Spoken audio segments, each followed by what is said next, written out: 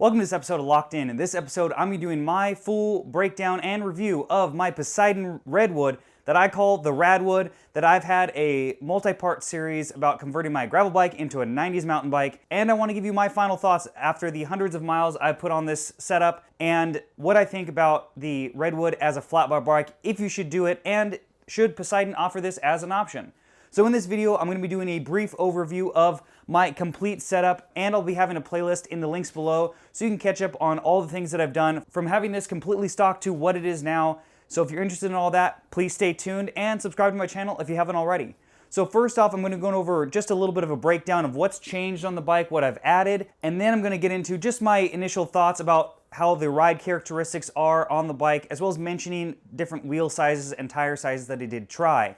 So first off, let's look at the bike and let me know in the comments below. Do you like this new setup? I'm trying something different for the channel, and I'm trying to basically be able to work on my bike inside, because currently right now it's like 70-mile-an-hour winds outside, so I'm unable to do this in my patio like I've done in previous videos. So let me know what you think. But let's get into the Radwood. So as you can see here, this is essentially how the bike's been, minus the handlebar that I just changed out in the last part of the gravel biking to a 90s mountain bike series. And essentially what I've done is custom paint it. As you can tell, this doesn't look like a stock Redwood anymore. And this was something that I did in my DIY backyard paint job video, which I'll be putting in the description below. And I just wanted to do something crazy with just basic Rust-Oleum cans of something you can totally do at home, taking your time to get a killer Galaxy or insane paint job, or just doing a single color. So if that's something you're interested in, please check that out after. And as far as the core basis of the frame, it's the same stock frame set and fork. The stock component group is still on here as far as the rear derailleur and the shifter.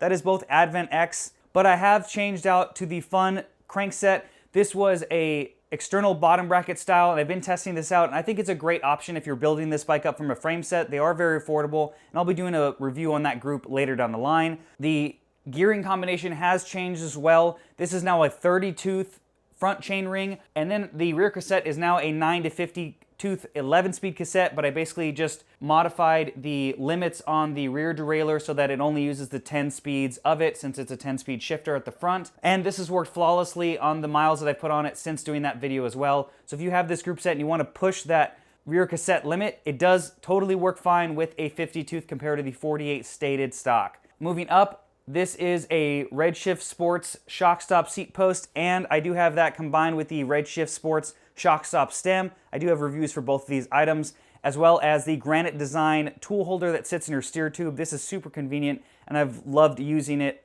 on this bike for just having quick access to my multi-tool, as well as a spoke wrench and valve core remover. The handlebars are new to me, and I will be doing a review on these. These are the Ritchie Quixote bars, and I really like the new shape of these, and I've been giving them, it's a little bit of a shakedown, but most of the footage you're going to see from this video of me riding it is going to be in a flat bar. Those were the fun Black Ace carbon bars, and that's how I had this bike set up after the initial stock bar that I had on here. Trickling down a little bit, you're going to see my Kai Venture wedgie bag. This has basically lived on this bike since I've built it like this. I've literally, I don't think, taken it off once besides for the review that I did for it. But this thing has been great as a storage option. It's nice and neat and out of the way, and obviously it matches the aesthetic of the bike. Onto the wheels, I have swapped out 650B and 700C wheels and ridden them on both, and I'll be getting into my thoughts on that wheel size a little bit later in this video. And then the tires have also changed. I've had 2.6 Panaracer Romero tires, 2.4 Driver Pros in a 650B, as well as these 2.2 Driver Pros in 700.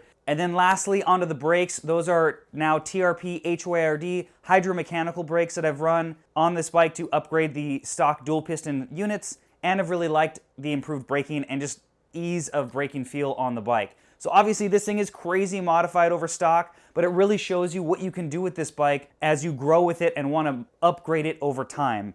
And obviously, yes, you don't have to do everything that I did here to the nth degree that I did, but I wanted to use this as a platform to show you basically what you can really do with any bike realistically, and using this as a great test bed to show you the massive variety of things that you can do with it and keep bikes fun. If you just have maybe space for one bike and you want to just keep swapping it up, this thing's basically like my Lego set of a bike, and I just keep moving parts around onto it and trying different things out. And that's why that series has gone on for so long. So as far as wheel size, like I kind of mentioned in my last part video, I have really enjoyed this bike on 29er versus the stock 650B.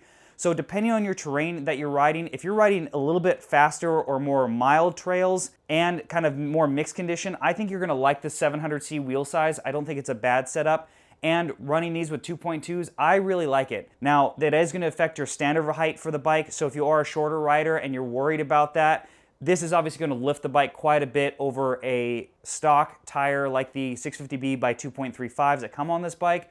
So keep that in mind. The 650B wheel set, if you're riding more aggressive trails that are more technical, those are definitely going to be the way to go because it does sharpen up the turn in and allow you to basically micro adjust your line, especially if you don't make a great line choice going down the trail, so you can maneuver the bike a little bit more last minute, especially if you're not a great descender like I am. That is going to basically aid in how the bike's going to handle at the limit. And obviously with the bigger tire volume that you can take on this frame in the 650B size, it is going to improve the ride quality over the 700C wheels or 29ers that you put on the bike. So lastly, my thoughts on this as a flat bar as an option from Poseidon. I think they totally should do this. I think it's really a fun option and something that's a little bit more inviting for riders who may just be still nervous about riding a flat bar. There's been tons of people that I've talked to at bike shops that just are worried that they're going to be uncomfortable. The cool thing with this bike, like you've seen in my series, is you can convert it either way. And especially with the cable routing on this bike, it's actually really easy to directly swap, if you invest obviously a little bit of extra money, to go back and forth if you want. And I'm going to be doing a video on that later when I eventually go back to drop bar on this bike and see how it really drastically changes it back, because it's been a while since I've tried it as a drop bar. So I think this is going to really open up the newer riders or somebody that wants to use it more as a commuter or a bike packing rig, more so than a gravel bike or something for a longer distance ride. And I think, again, it's just going to open up to another variety of riders that this basically is like a rigid mountain bike for them as an option. And since it doesn't have suspension, it is going to be better on the street than it would be on a traditional mountain bike. And then obviously your tire choice comes into that as far as rolling resistance and other things. But I think with the wide variety of tire spec that you can put on this frame, you're really going to have a ton of options as far as tires go in the mountain space and in the gravel space to really make this bike something that you can definitely swap things out regularly and see how it goes. So my final thoughts on the Poseidon Redwood as a flat bar. I think it makes this bike a lot more fun, a little bit more tossable. The leverage you're going to get on the flat bar setup, especially when climbing and descending, I think is great, because depending on your flexibility and what size you're riding, this bike I still think is a little bit too aggressive as far as the bar to saddle drop that you're going to run. I'm 5'11" and I'm riding a large. Even though I have short legs, I did that because I need a long top tube because I have a lot of reach that I need, so that's why I sized up, even though their sizing recommendations say I could go with a medium. So I think this bike should be a little bit taller in the head tube, but going to a flat bar kind of eliminates that because it's going to obviously put you a little bit farther back and you're not going to be leaned over. So riding in the drops in this frame, you either have to have the stem a lot higher in my experience, or it's just you have to be a more flexible rider that can handle the lower position for that. So I think this is going to, again, open up the opportunity to descend those descents at a safer riding position for your body type in the flat bar compared to the drop bar, unless you're a more experienced rider or, again, just more flexible depending on how you are on this bike. I by no means think that the geometry is bad. I think it's great for the style of bike that it is. I just wish they bumped the head tube height 20-ish millimeters. I think that would kind of half the distance between what I think an endurance rider would want and somebody who still wants to ride this aggressively and wants to have a slightly lower front end. I think that would kind of make that middle ground work for a variety of riders, but that's just my opinion. I'm by no means a frame designer. So I hope you like this video and this new format. And again, comment in the comments below if you have any questions about this bike or this setup.